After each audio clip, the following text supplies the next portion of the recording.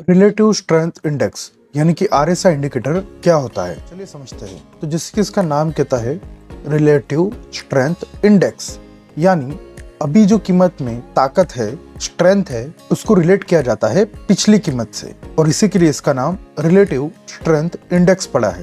और इसीलिए इसे रिलेटिव स्ट्रेंथ इंडेक्स कहते हैं, जिसको शॉर्ट में आरएसआई कहा जाता है। बहुत सारे लोग आरएसआई इंडिकेटर्स को इस्तेमाल करते हैं और ये बहुत ही फेमस इंडिकेटर है। तो चलिए समझते हैं कि आरएसआई इंडिकेटर कैसे दिखता है।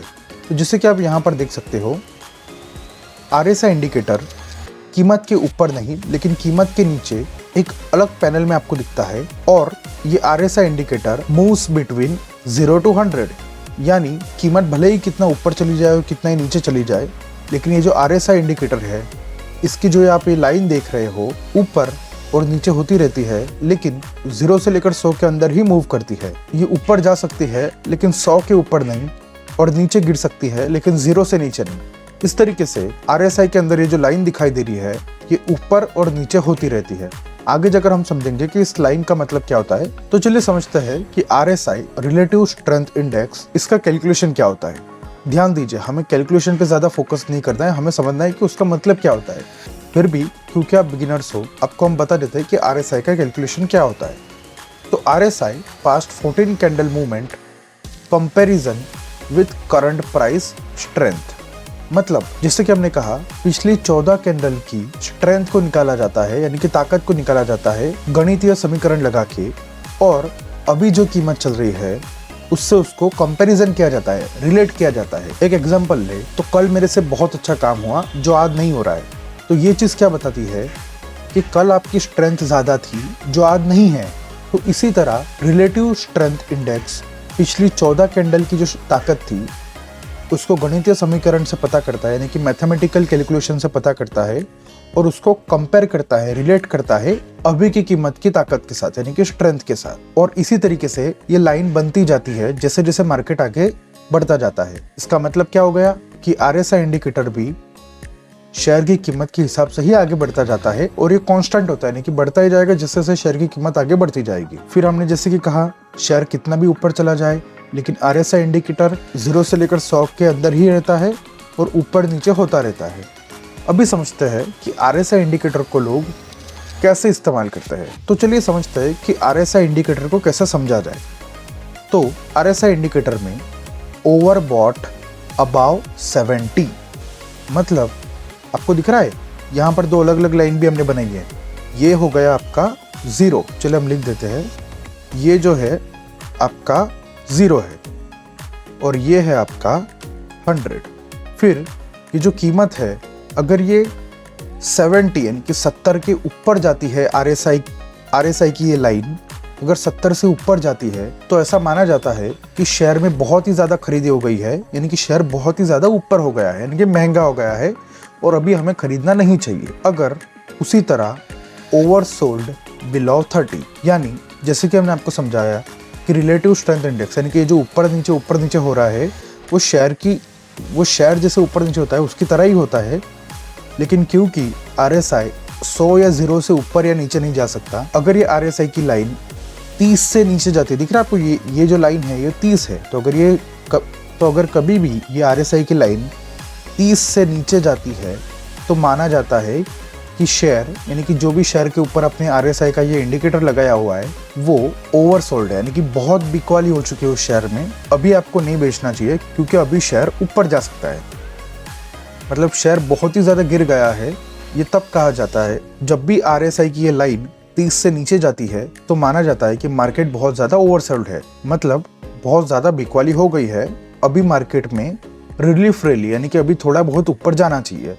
तो इसी तरीके से बहुत सारे लोग जब भी किसी शेयर में कि आरएसआई अभी 70 के ऊपर निकल गया है, तो उस शेयर में खरीदी नहीं करते हैं, क्योंकि ऐसा माना जाता है कि वो शेयर बहुत ही ज़्यादा खरीदी हो गया है, यानी कि बहुत ही ज़्यादा ऊपर चला गया है। और जब भी कोई शेयर 30 के नीचे जाता है, तो उसमें शॉर्ट पोजीशन नहीं बनाते हैं, क्योंकि माना जाता है कि ये शेयर बहुत ही ज़्यादा ओवर सोल्ड हो गया है। तो इस तरीके से भी आरएसआई इस्तेमाल किया जाता है, लेकिन आरएसआई को इस्तेमाल करने का एक और तरीका है जिसको कहा जाता है आरएसआई डाइवर्जेंस। लेकिन उससे पहले चलिए चार्ट पर जाकर समझते हैं जो भी हमने ये ओवरबॉट और ओवरसोल्ड समझा वो आप RSI इंडिकेटर लगा के किसी भी शेयर में कैसे पता कर सकते हो, वो हम आपको ट्रेडिंग व्यू के चार्ट पर जाकर बताएंगे और ये भी बताएंगे कि आप RSI इंडिकेटर को ट्रेडिंग व्यू के चार्ट पर कैसे लगाया जाता है। चलिए शुरू करते हैं। चलिए अभी समझते हैं कि RSI इंडिकेटर को कैसे आप चार्ट पर लगा सकते हो। तो RSI इंडिकेटर को चार्ट पर प्लॉट करने के लिए आपको इंडिकेटर्स में जाना होता है, क्योंकि आप हर एक इंडिकेटर्स को यहाँ इंडिकेटर वाले टैब पर क्लिक करके ही चार्ट पर लगा सकते हो। तो चलिए वहाँ पर क्लिक करते हैं और RSI का फुल फॉर्म भी लिख सकते हो या शॉर्ट फॉर्म भी लिख सकते हो। तो RSI का फुल फॉर्म है रिलेटिव स्ट्रेंथ इंडेक्स, या फिर आप सिर्फ RSI लिखोगे तो जो सबसे पहला आएगा उसका आप नाम देख सकते हो, रिलेटिव स्ट्रेंथ इंडेक्स।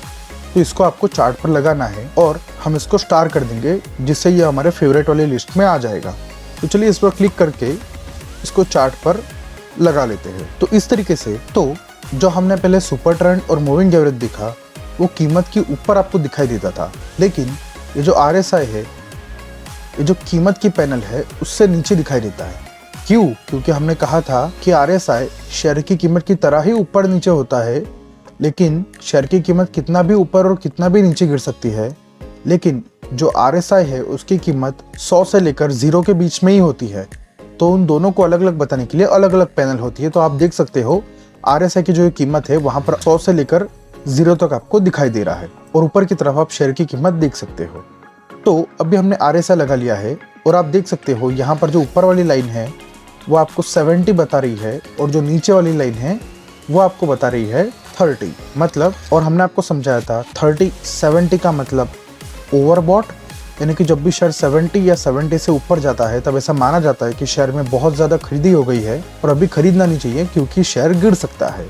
और अगर शेयर 30 यानी कि जो निचली लाइन यहाँ पर दिखाई दे रही है आपको, उसको टच करता है या उसके नीचे जाता है तो ऐसा माना जाता है कि शेयर में बहुत ज़्यादा बिकवाली हो गई है, यानी कि शेयर में सेलिंग बहुत ज़्यादा हो गई है और अभी शेयर में प्रॉफिट बुकिंग यानी कि शेयर में खरीदारी होकर वो शेयर फिर से ऊपर जा सकता है। तो वो दोनों यहाँ पर लाइन ऑटोमेटिकली यहाँ पर लगी होती है। तो चलिए हमने आपको जो ओवरबॉट और ओवरसोल्ड समझाया था उसका एग्जाम्पल लेते हैं। अभी यहाँ पर आप देख सकते हो, आप यहाँ पर देख सकते हो शेयर की कीमत, आप यहाँ पर देख सकते हो जो RSI है यानी कि रिलेटिव स्ट्रेंथ इंडेक्स है, उसकी जो लाइन है वो 70 रुपये से ऊपर गई। दिख रहा है आपको? आप साइड पर देखिए, ये जो लाइन है ये वाली, ये 70 रुपये की लाइन है ऊपर की तरफ, और जो निचली वाली लाइन है ये है 30 रुपये की। तो जो RSI है वो 70 के ऊपर गया और हमने आपको समझाया था 70 के ऊपर मतलब ओवरबॉट यानी कि ज़्यादा खरीदारी हो गई है।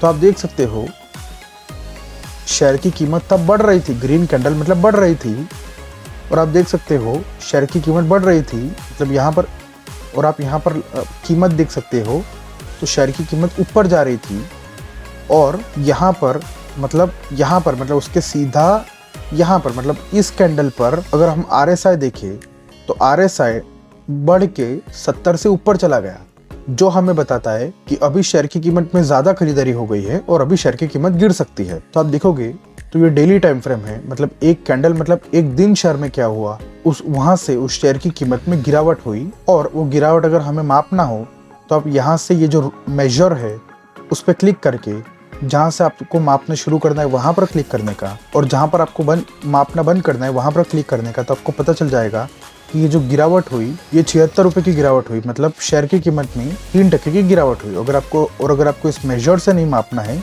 तो जो हमने आपको यहाँ पर जाकर प्राइस रेंज बताया था उससे भी आप कर ही सकते हो। एक क्लिक किया जहाँ से मापना है, दूसरा क्लिक किया जहाँ पर मापना बंद करना है, तो आप देख सकते हो कि कितनी गिरावट हुई RSI ओवरबॉट यानी कि 70 से ऊपर जाने के बाद। तो हमने ओवरबॉट का एग्जाम्पल तो समझ लिया। चलिए अभी एक और एग्जाम्पल लेते हैं। आप देखोगे तो यहाँ पर भी RSI 70 के ऊपर गया था। ये जो पहली ऊपर की लाइन होती है ये 70 है और 70 के ऊपर गया था RSI की कीमत, मतलब ये जो नीचे हमने इंडिकेटर लगाया है इसकी कीमत यहाँ पर देखो 70 है ना, जो लाइन है वो 70 है, उसके ऊपर गई थी। तो इसका मतलब यहाँ पर शेयर के अंदर बहुत ज़्यादा खरीदी हो गई है। तो जब RSI की कीमत 70 के ऊपर गई थी तब उस टाइम पे ये कैंडल बनी हुई थी और हमें बता रहा था RSI कि शेयर की कीमत में बहुत ज़्यादा खरीदारी हो गई है, अभी कुछ देर में शेयर की कीमत गिरना चाहिए क्योंकि बहुत ज़्यादा लोगों ने खरीदी कर ली है। तो अब देखोगे तो उसके बाद चलिए मापते हैं प्राइस रेंज से कि उसके बाद शेयर में कितनी गिरावट हुई। तो उसके बाद शेयर में 83 रुपीज़ की गिरावट हुई, मतलब शेयर 3.5% गिर गया। तो हमने एक और एग्जांपल ले लिया ओवरबॉट, यानी कि जब शेयर की कीमत बहुत ही ज़्यादा खरीदारी हो जाती है उसकी। अभी आप देख पाओगे यहाँ पर तो ये जो RSI है ये 70 से ऊपर जाकर और भी ऊपर तक चला गया था। मतलब अगर आप देखोगे तो ये जो टॉप लगा है RSI का ये लगा है 80 के ऊपर। देखो आप यहाँ पर कीमत देख सकते हो 81। ये जो RSI है ये 100 और 0 के बीच में रहता है, तो 70 से तो ऊपर गया ही, लेकिन 81 रुपये तक चला गया। तो मतलब ये शेयर में बहुत ज़्यादा खरीदी हो गई है। समझ में आ रहा है? 70 के ऊपर जब भी RSI जाता है तब माना जाता है कि शेयर ओवरबॉट हो गया है। बॉट मतलब खरीद लिया गया है। बॉट जो शब्द है वो आता है खरीदी से, और खरीदी को बाय कहते हैं, और बाय कर लिया मतलब बाय जो शब्द है वो वर्तमान काल है और उसका भूतकाल होता है बॉट। तो इसका मतलब ओवरबॉट का मतलब क्या होगा? ये शेयर में बहुत ज्यादा खरीदी हो गई है, ऐसा माना जाता है 70 के ऊपर।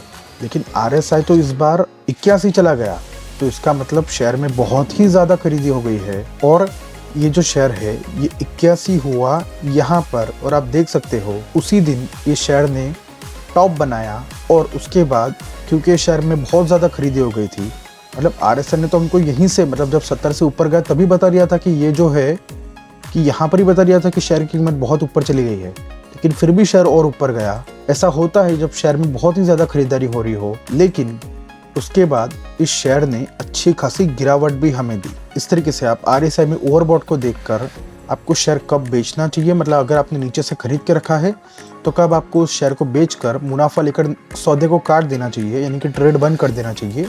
ये आप RSI की मदद से ढूंढ सकते हो। अभी हमने ओवरबॉट की तो एग्जांपल ले लिए, ओवरसोल्ड के देखते हैं। एक ओवरसोल्ड का एग्जांपल लेते हैं। ओवरसोल्ड मतलब शेयर में ज़्यादा बिकवाली हो गई है और शेयर की कीमत ऊपर जानी चाहिए। ऐसा कहा जाता है जब RSI की कीमत 30 या 30 से नीचे चली जाती है। तो आप देखोगे यहाँ पर ये शेयर की RSI की कीमत 30 से नीचे जाकर 25 तक चली गई थी, और ये हुआ था यहाँ पर। और उसी के ऊपर, मतलब जहाँ पर RSI होता है उसी के ऊपर शेयर की कीमत होती है। आप देख पाओगे ये सीधी लाइन जो आ रही है, मतलब इस कैंडल पे हमने RSI ने बताया था कि शेयर में बिकवाली बहुत ज़्यादा हो गई है, जो हमें दिख भी रहा है कि शेयर में बिकवाली हो रही थी, सेलिंग हो रही थी।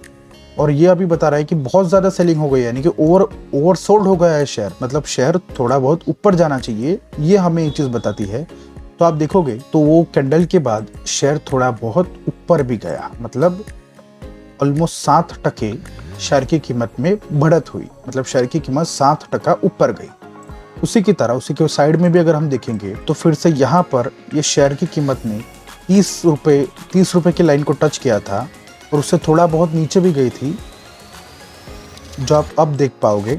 देखो ये 30 रुपये के नीचे गई है ये RSI की कीमत, तो उसे कहा जाता है ओवर सोल्ड, यानी कि यहाँ पर भी बिकवाली ज़्यादा हो गई थी। और ये जो ओवर सोल्ड का सिग्नल आया था वो RSI पे यहाँ पर आया था, और उसी के ऊपर कीमत में मतलब यहाँ पर आया। तो ये कैंडल पे RSI बता रहा था कि शेयर ओवर सोल्ड हो गया, यानी कि बहुत ज़्यादा बिक्री हो गई है, अब शेयर ऊपर जाना चाहिए, मतलब मार्केट रिवर्स होना चाहिए। तो आप देखोगे तो वहाँ से ये शेयर रिवर्स हो गया, मतलब ऊपर जाना शुरू कर दिया। ये शेयर ऊपर तो गया, लेकिन पूरा डाउन ट्रेंड जो अभी तक चल रहा था उसको तोड़कर ये जो रिलायंस का शेयर है वो बहुत ही ज़्यादा ऊपर चला गया, मतलब 32% ऊपर चला गया।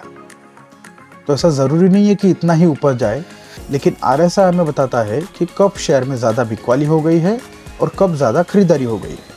और जब भी ज़्यादा बिकवाली या ज़्यादा खरीदारी होती है तो उसके बाद शेयर थोड़ा बहुत ऑपोजिट डायरेक्शन में जाता है। मतलब अगर ज़्यादा खरीदारी हो गई है तो शेयर में थोड़ी बहुत गिरावट आती है, और ज़्यादा बिकवाली आ गई है तो शेयर में थोड़ी बहुत खरीदी आती है और शेयर ऊपर जाता है। तो इस तरीके से दूसरे टेक्निकल एनालिसिस को मिलाकर अगर आपको कोई टेक्निकल एनालिसिस बोल रहा है कि शेयर ऊपर जाना चाहिए, और उसी टाइम RSI बोल रहा है कि शेयर में बहुत ज़्यादा बिकवाली हो गई है, अब खरीदारी होनी चाहिए, मतलब शेयर ऊपर जाना चाहिए, मतलब दोनों चीज़ें आपको एक ही चीज़ बता रही है। तो इस तरीके से आप RSI को इस्तेमाल करके मार्केट ऊपर जाना चाहिए या नीचे जाना चाहिए, कि ओवरबॉट या ओवरसोल्ड, मतलब 70 के ऊपर या 30 के नीचे पता लगा के शेयर कहाँ जाएगा ये पता कर सकते हो। तो आई होप आपको समझ में आया कि RSI इंडिकेटर को कैसे चार्ट पर लगाया जाता है और कैसे उसके अंदर हमें ओवरबॉट या ओवरसोल्ड होने पर क्या होता है। अभी हमने चार्ट पर जाकर समझ लिया है कि RSI में आप ओवरबॉट और ओवरसोल्ड पता करके कैसे आपको खरीदना चाहिए या बेचना चाहिए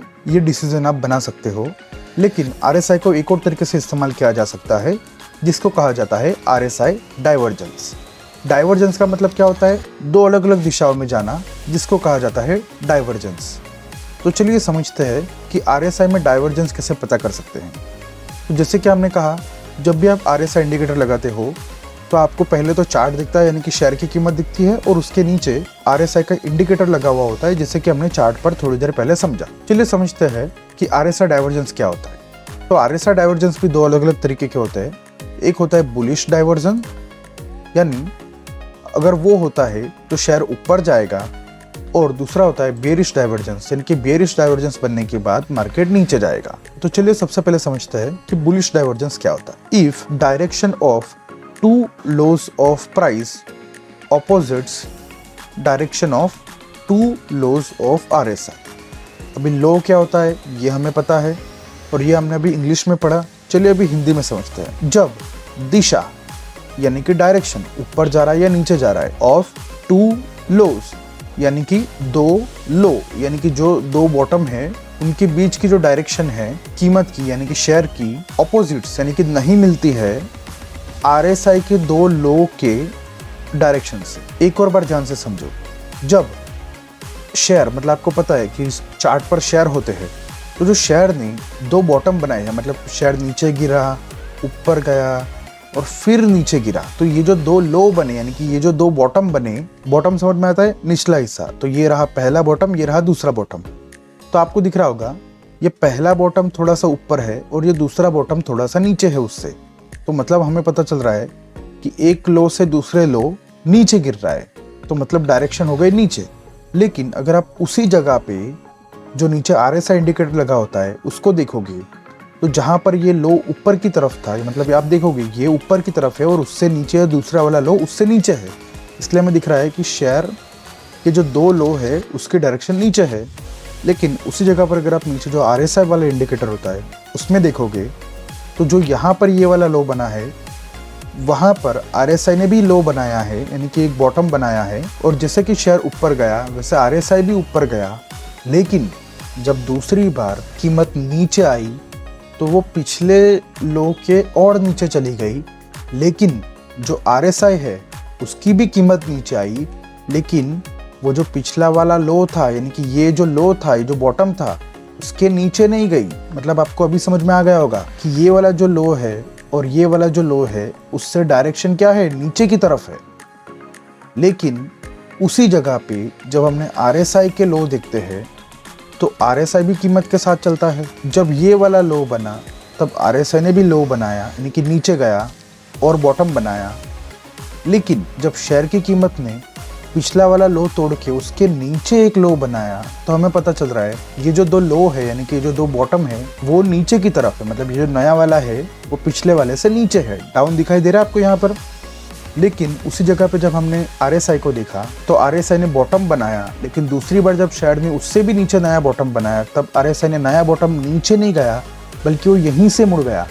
मतलब RSI के जो ये दो बॉटम है, एक ये वाला एक ये वाला, उसकी डायरेक्शन क्या है, ये वाला नीचे है वो वाला ऊपर जा रहा है। मतलब वो RSI के दो लो यानी कि दो बॉटम के बीच में अप ट्रेंड है, लेकिन यहाँ पर तो डाउन ट्रेंड है। तो अभी समझ में आया, direction of two lows of price, मतलब दो लो यानी कि दो बॉटम की डायरेक्शन इसकी नीचे है, opposites direction of two lows of RSI। मतलब जो उसी टाइम पे जो RSI के दो बॉटम हैं वो नीचे गिरने के बजाय ऊपर जा रहे हैं, मतलब ऑपोजिट हो रहा है, मतलब दोनों में अंतर है, दोनों में डिफरेंस है, तो उसे कहा जाता है बुलिश डाइवर्जेंस। और जैसे ही बुलिश डाइवर्जेंस बनता है, मतलब हमें पता चल गया ये लो कि इस लो से ये वाला लो नीचे गया, लेकिन RSI ने ये वाला लो नीचे बनाया, और जो दूसरा लो जब यहाँ पर ये नीचे चला गया है फिर भी ये वाली जो प्राइस नीचे आ रही है उसने इसके नीचे नहीं गया।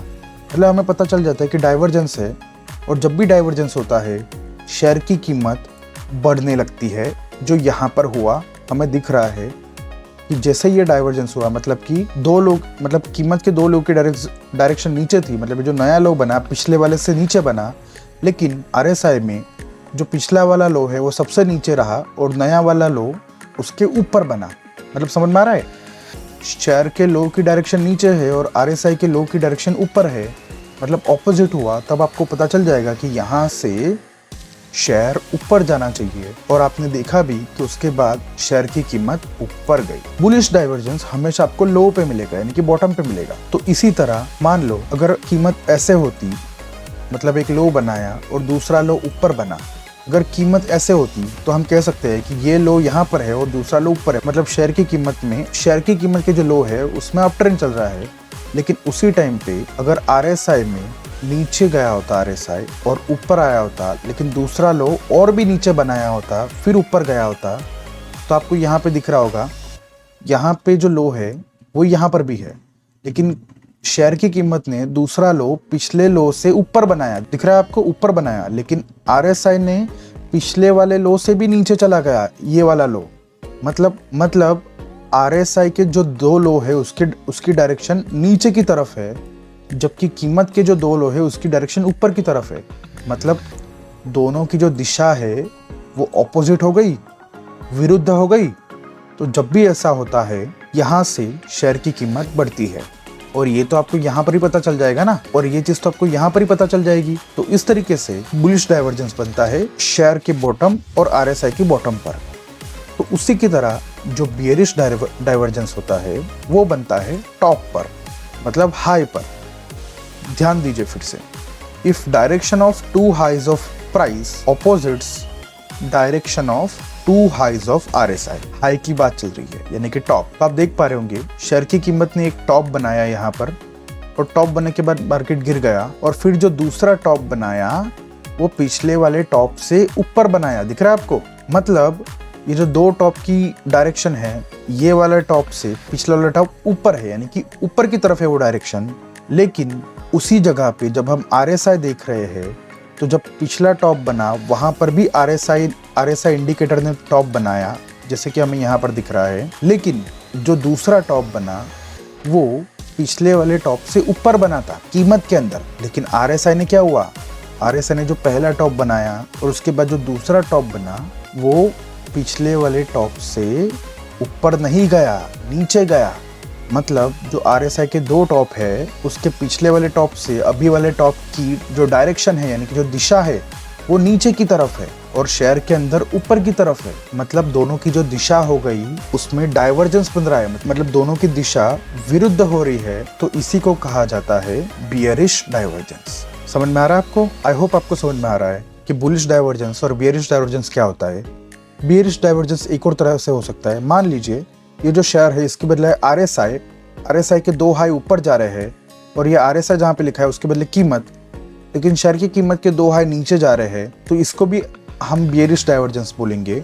और जब भी बियरिश डाइवर्जेंस बनता है तब यहाँ से शेयर की कीमत नीचे गिरती है, जो हमने देखा भी कि शेयर की कीमत नीचे गिर रही है। तो आपको याद रखना है RSI के दो लो, यानी कि RSI के दो बॉटम की डायरेक्शन और शेयर की कीमत की दो बॉटम की डायरेक्शन अलग अलग हो तब बुलिश डाइवर्जेंस कहा जाता है। और जैसे दूसरा बॉटम बन जाए और आपको पता चल जाए कि दोनों की डायरेक्शन अलग अलग है, तो बॉटम बनाने के बाद वो शेयर ऊपर जाता है, यानी कि शेयर की कीमत बढ़ती है, इसीलिए उसे बियरिश डाइवर्जेंस कहा जाता है। जब शेयर की कीमत के दो टॉप की डायरेक्शन ऊपर हो लेकिन RSI के दो टॉप की डायरेक्शन नीचे हो, तो उसको बियरिश डाइवर्जेंस कहा जाता है। और एक और कंडीशन हो सकती है कि शेयर के दो टॉप की डायरेक्शन नीचे हो और RSI के दो टॉप की डायरेक्शन ऊपर हो, तो भी बियरिश डाइवर्जेंस कहा जाता है। मतलब टॉप पर आपको डाइवर्जेंस मिले तो बियरिश, बॉटम पर मिले तो बुलिश। और टॉप पर अगर आपको डाइवर्जेंस मिलता है तो ये जो दो हाई बनाने के बाद ये जो दूसरा हाई बनता है उसके बाद यहाँ से कीमत नीचे जाती है। अगर हमने कोई शेयर में खरीद के रखा है और यहाँ पर बियरिश डाइवर्जेंस मिल रहा है, यानी कि आपको पता चल रहा है कि शेयर की कीमत बढ़ती जा रही है लेकिन RSI गिरता जा रहा है, इसका मतलब शेयर गिरेगा आगे जाकर, तो आप उस शेयर में मुनाफा बांधकर यानी कि प्रॉफिट बुक कर सकते हैं। तो इस तरीके से RSI ना ही सिर्फ ओवरबॉट ओवरसोल्ड की तरह इस्तेमाल किया जाता है, लेकिन RSI को डाइवर्जेंस की तरह भी इस्तेमाल कर सकते हैं। तो चलिए चार्ट पर जाकर देखते हैं कि RSI डाइवर्जेंस को हम कैसे ढूंढ सकते हैं। तो चलिए अभी चार्ट पर समझते हैं कि आपको RSI डाइवर्जेंस कैसे चार्ट पर लगाकर शेयर की कीमत कहाँ जाएगी ये आप पता कर सकते हो। तो सबसे पहले हम बुलिश डाइवर्जेंस की बात करेंगे, जो हमने आपको समझाया था कि बुलिश डाइवर्जेंस हमेशा बॉटम पर होता है, मतलब लो के पास होता है। मतलब हमें ये बॉटम वाला एरिया देखना है अगर हमको बुलिश डाइवर्जेंस ढूंढना है। तो अभी बुलिश डाइवर्जेंस ढूंढा कैसे जाता है, तो मान लीजिए ये जो बॉटम है और ये बॉटम है। तो ये वाला जो बॉटम है उससे ये वाला बॉटम ऊपर की तरफ है ना, तो आप कहोगे हाँ ऊपर की तरफ है। तो उसी जगह पर आपको देखना है कि RSI में वो बॉटम जहाँ बने थे उसी जगह पर जो RSI ने बॉटम बनाया था उसको आपको मार्क करना है, और जो दूसरा बॉटम बनाया था वहाँ पर भी आपको RSI के बॉटम को मार्क करना है। मार्क नहीं करना है, लेकिन सिर्फ आपको देखना है कीमत के जो दो बॉटम हैं, मतलब पहला बॉटम और दूसरा बॉटम, उसमें पहले बॉटम से दूसरे बॉटम तरफ की जो दिशा है वो ऊपर की तरफ है। समझ में आ रहा है? वो ऊपर की तरफ है। और RSI में भी अगर हमने देखा तो वो भी ऊपर की तरफ है।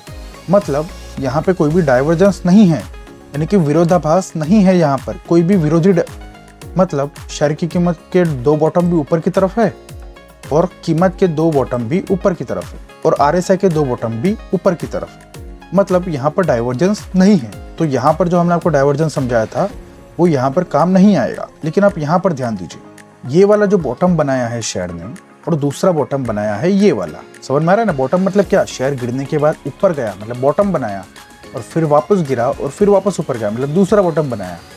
तो ये जो दो बॉटम है उसमें पहले बॉटम से दूसरे बॉटम, मतलब ये जो दो लो बनाए हैं शेयर ने, उन दोनों के बीच में जो दिशा है वो आपको हमेशा पहले बॉटम से दूसरे बॉटम तक ढूंढना है।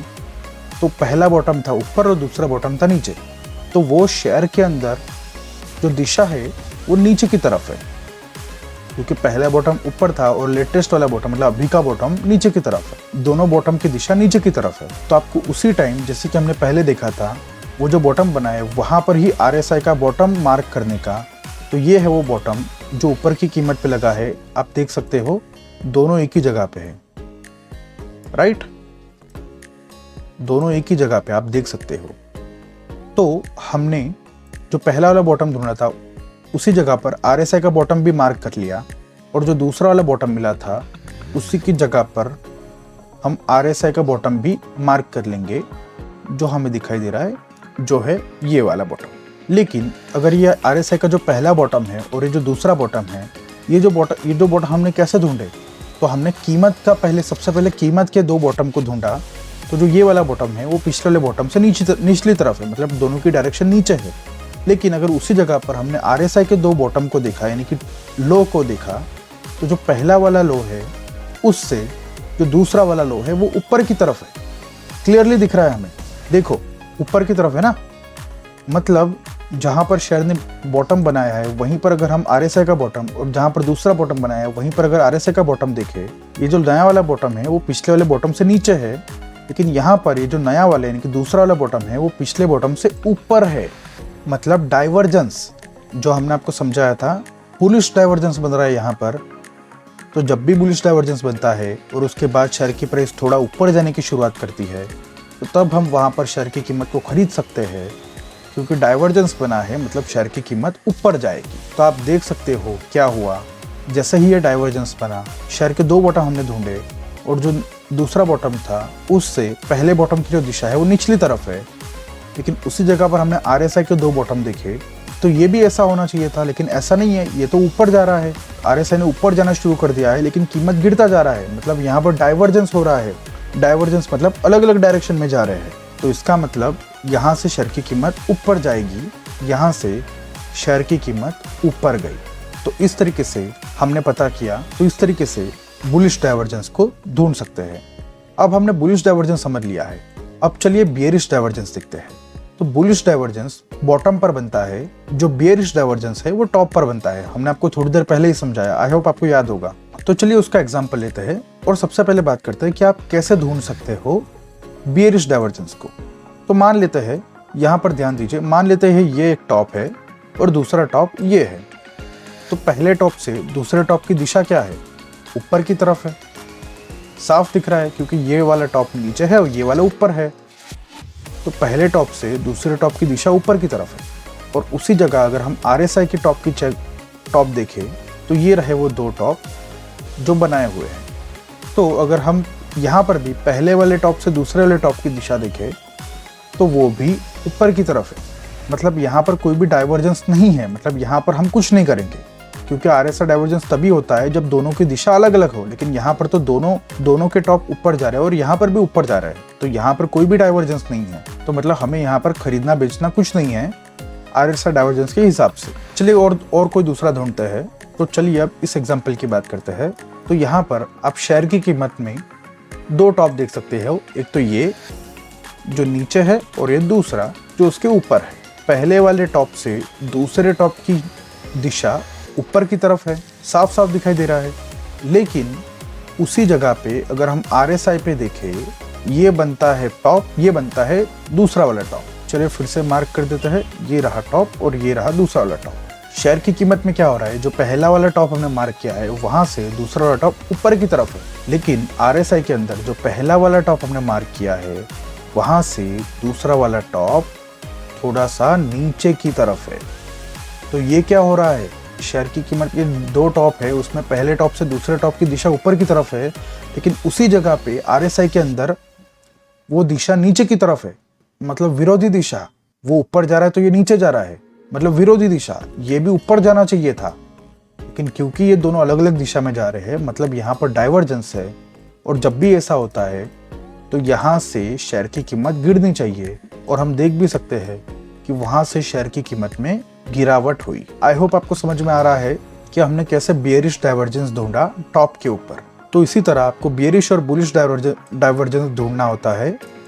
दो बॉटम और दो बॉटम के ऊपर देखोगे तो बुलिश डाइवर्जेंस मिलेगा, और उसी टाइम पे आपको उसी जगह पर जो RSI के दो बॉटम है उसको देखना होता है। और अगर आप दो टॉप के ऊपर देखोगे, फिर वो शेयर की कीमत के और RSI के हो, तो आपको बेयरिश डाइवर्जेंस मिलेगा, मतलब दोनों की दिशा अलग हुई तो बेयरिश, दोनों की दिशा अलग नहीं हुई तो कोई डाइवर्जेंस ही नहीं है, तो हमें कुछ नहीं करना है। तो हमने दोनों के आपको एग्जाम्पल बताए। आई होप आपको समझ में आ गया होगा कि RSI के अंदर बुलिश डाइवर्जेंस और बेयरिश डाइवर्जेंस क्या होता है।